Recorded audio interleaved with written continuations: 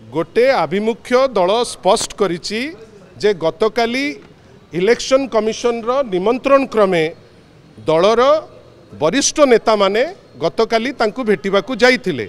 आज central water commission एवं अन्यान्य जगह को मध्य से भेटिबाकू जिबे। गतकाली जो निष्पत्ति नियागला इलेक्शन कमिशन कर जो पत्र आसथिला 4 रु 5 जनकर ना तांको पाकू पठेबाकू दिया जाइथिला।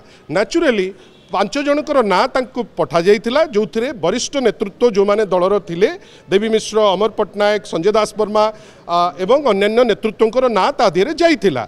परवर्ती अवस्था रे जो एमपी माने जो माने आम दलर मेन बैकबोन जो माने गतकाली तांकर गोटे भारी आवश्यक बिलटे थिला एवं डॉक्टर सस्मित पात्र मध्य प्रिजाइड करिवार थिला। ठीक से समय रे जेतेबेले इलेक्शन कमिशन टाइम देले गोटे पटे बिल को चर्चा आवर कथा अन्य पटे इसी को भेटिकरी जो प्रेस माने पाखरे एड्रेस करिवा कथा समस्ते दीटी जगह अवेलेबल करिवा एब्सोल्युटली कष्ट।